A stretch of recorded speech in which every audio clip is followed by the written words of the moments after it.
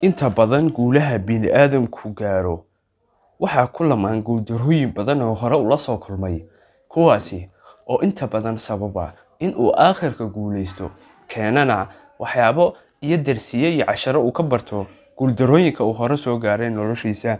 Haddaba, barnaamijkeena maanta waxaynu ku soo qaadan doonaa ama mowduuceennanu kaga warrami doonaa 4 dabeecadood ama 4 waxyaabood oo bini'aadamka inta badan sababa in aanu horumar gaarin ama aanu horumar wanaagsan xaqiijin, kuwaasi oo aynu uga digi doono naftayda iyo nafihiinaba. Kusoo dhawaada barnaamijkeena. Haddii aad nagu cusub tahay, fadlan subscribe saar, sidoo kale riixo gambaleelka. aad baad u mahadsantahay.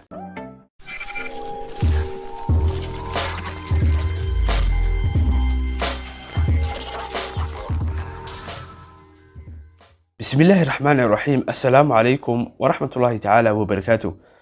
waxaynu barnaamijkeena kaga warrami doonaa 4 dabeecadood oo ay qofka ay astaan u noqdaan ay u badan tahay in aanu weligii horumar gaarayn, in uu dib u dhaco mooye. marar badanna waxay keentaa in aanu isbeddel weyn samayn, ama sidii hore ama waddadii hore waddo ka wanaagsan aanu tijaabin. dabeecadahaasi waxay yihiin kuwan soo socda. 1. calaacalka. calaacalku sidiisaba nolosha waxba kama bedelo.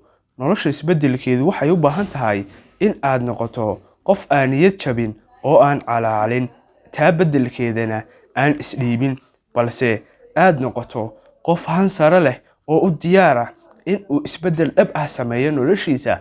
waxyaabaha ku dhacay iyo guuldarrooyinka soo gaarayna uu cashar ka barto, halkaana ku dhaafo, balse aan ku mashquulin tagtada wixii dhacay, sababta ay u dhaceen iyo waxay ugu dhaceenba. balse markasta muhiimaddu waxa weeyaan in aad wax ka barato wixii kugu soo dhacay. casharkaasi ha yaraado ama ha badnaadee, taasina waxay ku dhaxalsiinaysaa waayo aragnimo iyo khibrad dhaba.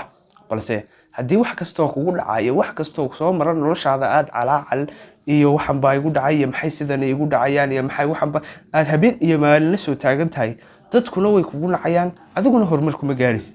qodobka koowaad waxa weeyaan in aan calaacalka joojiso haddii aad tahay dadka calaacalka badan. qodobka labaad waxau noqonayaa eedaynta.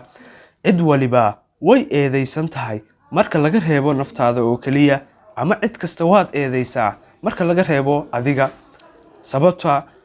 sababta ugu horeysa oo aad la horumar la'dahay waa naftaada oo aad eedda ka duweyso ama ka fogeynayso, balse mar walba iyadu kula quman, kulana saxsan, si kasta ay u khaldan tahay. taasi oo kuu diidaysaa in aad khaladaadkaagu kuu muuqdaan, ama aad khaladaadkaaga ku mashquusho oo aad saxdid, oo markaas noloshaada aad horumar gaartid.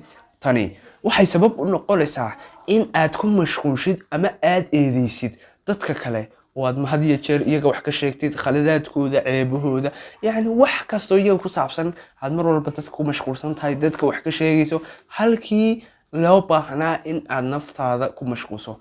taa beddelkeedana wax lagaga baahana naftaada ku mashquulsho, naftaada khaladaadkeeda eegto, dib u raacato, iyadoo uun aad saxdo oo aad qumanaysiiso. waayo horaa loo yidhi tiisaba daryeela tu kale ku dara.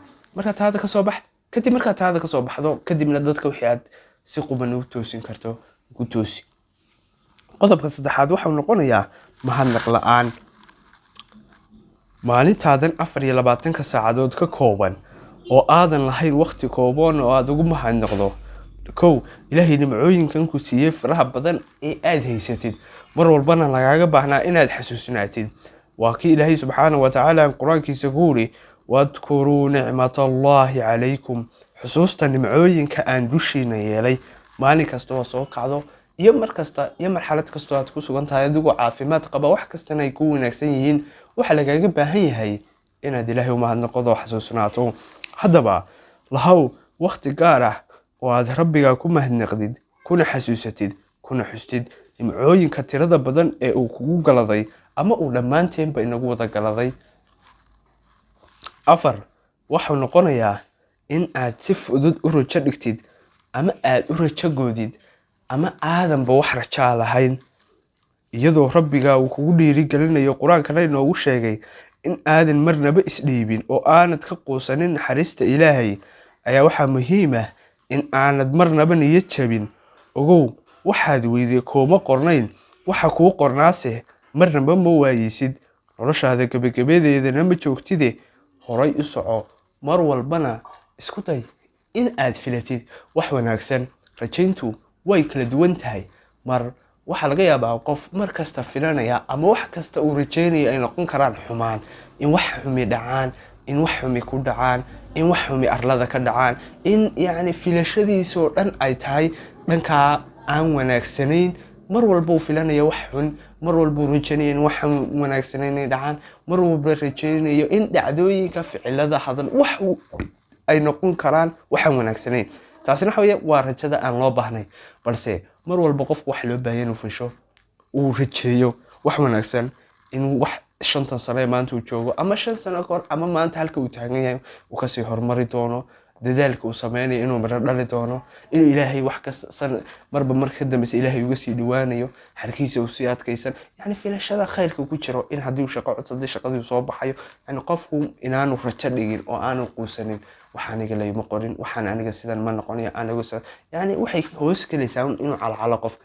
marka qofku rajo dhigo wuxuu noqonayaa qof calaacal badan, markuu aad u calaal batana waxa dhacaysa inuu qofkii eedeyn, qofkii dadkii inuu eedeeyo, cid kasta uu eedeeyo, iska daa inuu dadkii u mahadnaqo ama uu yani wax u ogolaado bini'aadamkii.